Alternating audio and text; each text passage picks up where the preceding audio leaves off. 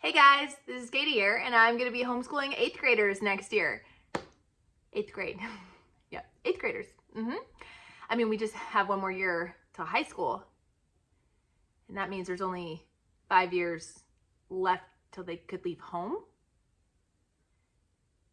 They're not ready.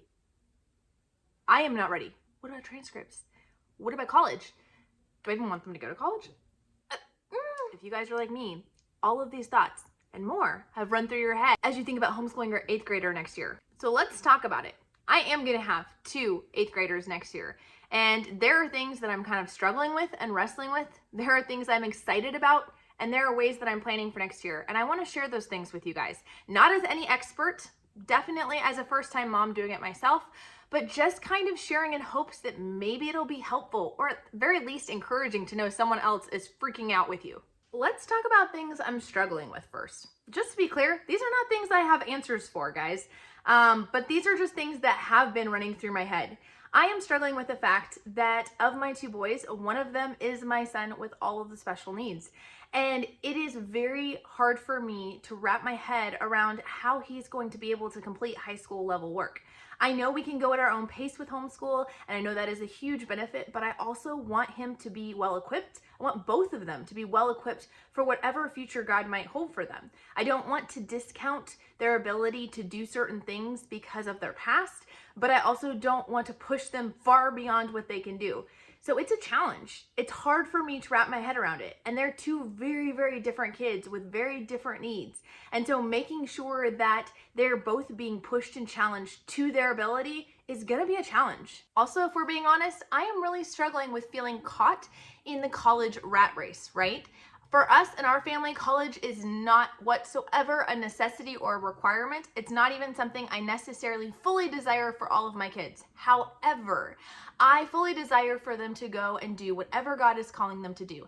And that may or may not include college, which means that I want to make sure that I don't do anything in their upper middle school, high school years that are going to cause them to not be able to pursue college if that is something that they are called to do. But it's easy to get stuck in the spiral of, oh, what are all the things, and is this enough, and can I do it?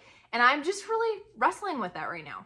Also, can we talk about the fact that most homeschool curriculums end in the 6th or 7th grade year, which means 8th grade and up, you're having to switch to all new curriculums. Now, this isn't the case for everything. I do use some curriculums that go all the way to high school, but for the ones I don't, I feel like a new homeschool mom. I'm like, what is even out there? Like, I don't know. The world of possibilities is open, and it gives me the opportunity to find new curriculums I love, but it's kind of scary. And how do I help myself and my kids transition to such a heavy workload next year? I don't want them to be shocked by how much more work high school is than what they've been doing, but I also don't want to overwhelm them in 8th grade just to make the transition easier. It's just a lot. It's a lot to figure out. How do you ease them into this next step, to ease them into the next step, which is the world? Okay, but enough spiraling for now. Let's talk about what I'm excited about when it comes to this 8th grade year and beyond. I'm really excited to dive deeper with my boys, to dive deeper into all sorts of things. Their theology specifically, helping them understand doctrine. We've spent our whole lives reading scripture to them. We have talked about the things we believe, but this year I really want to wrestle with some of that with them. I want to dig into why do we believe what we believe and let them ask all the questions. I'm not afraid of questions. I'm not afraid of them doubting or questioning things whatsoever, because it's through wrestling with these things that their faith will become their own, that they will own this and they will not just listen to the things their parents have always taught them. And I'm excited to dive into that journey with them. Speaking of wrestling with things and making it their own, I'm also excited that in 8th grade, we can start working on things like logic and reasoning, debate, rhetoric, those kinds of things. And these will be things that we work on for the next 5 years, as I want my kids to understand not only what they believe, but how to communicate what they believe, how to look for logical fallacies, how to defend their faith with good arguments. I'm also interested in seeing them dive deeper into those things that interest them. Our kind of homeschool philosophy has always been for our kids to kind of dabble in whatever interests them. They will read books and do activities and play and learn whatever is of interest to them. But I encourage them to diversify that. And now at this age, they're really starting to hone in on those things that truly have held their attention, those things that I think could actually be things that they might one day use as a career or in their calling. And so in this 8th grade year and beyond, we really want to dive deeper into those things that are of interest to them and help them really explore that. Give them opportunities to shadow people who are doing those things. Give them additional classes, extra training in those areas, not to pigeonhole them into one box, not that they can't still have a wide variation of loves and interests. I mean, we all have those too, but to kind of help them to see those things that they truly are gifted in and those things that they may use in the future. I've also been really excited to see kind of that extra next level of emotional need for my kids. Yes, at times it can be tiring, especially when they want to pour out their heart at 11 o'clock at night and you just want to go to sleep. But I am looking forward to these conversations. I remember these conversations with my parents. I grew up homeschooled and my parents prioritized that relationship with us kids.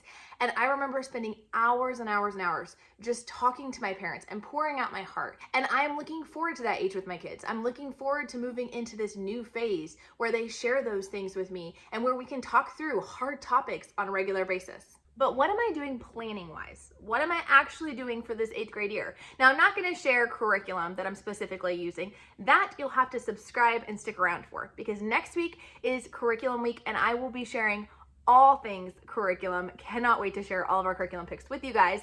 But I just want to share some of the things that I took into consideration in picking their curriculum for this year. The first thing I did do, it's a balance, guys. I did go and look at our state's requirements for high school graduation.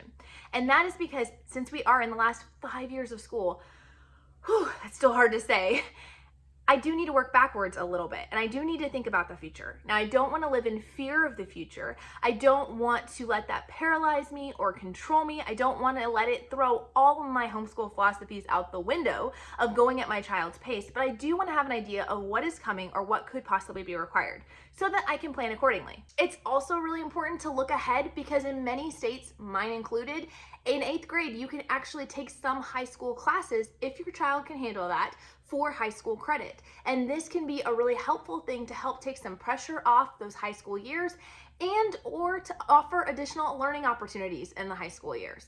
Now, just to be clear though, traditionally a credit for high school has very specific requirements and you need to look up your specific state requirements. But in general, the typical thing is that one credit in high school is about 120 hours of classwork or 160 45-minute periods. Now, this can include labs and projects, field trips and independent learning, as well as your actual official lessons. But it is something to keep in mind. Choosing to do something in 8th grade for high school credit is going to require more work. It does need to be at a high school level in order for you not to hurt your child's chances in the future. You don't want them going into a post-secondary education with the assumption that they have something at that level and it actually not be at that level. But this can be a great opportunity. For example, one of my sons really wants to learn ASL and he wants to do that as his foreign language credit. He can actually take the first year of that this year in 8th grade and then take his second year in 9th grade and be done with his foreign language credit. Or if he's really enjoying it, he can continue on through the rest of high school and get even more understanding of this language. But I'm not gonna have my kids do high school level math because my kids are not ready for that workload yet, and that's totally okay. Another thing that my mom did when she homeschooled me and we all got to the 8th grade high school age is she would go through and she would use index cards to help her get an idea of what was coming down the line. The idea here is not to plan out all of the next 5 years. There's going to be a lot of flexibility and a lot of just kind of trial and error and waiting and seeing where you're at and what your child needs or is interested in at that moment. But there are some things that you can go ahead and put into place. So the way she did this is by looking at your requirements for your state. She would write down one note card per credit that they would need. So let's say you need 2 foreign language credits. She would write foreign language credit 1, foreign language credit 2 on 2 separate cards. And then she would put at the top a header of 8th grade, 9th grade, 10th, 11th, 12th.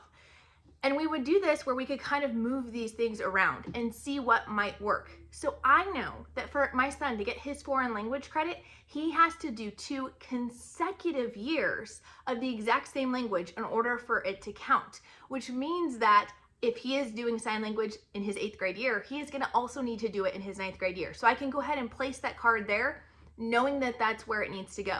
I also can look ahead and say, okay, one of our state requirements is that they have at least a half credit of economics and a half credit of government.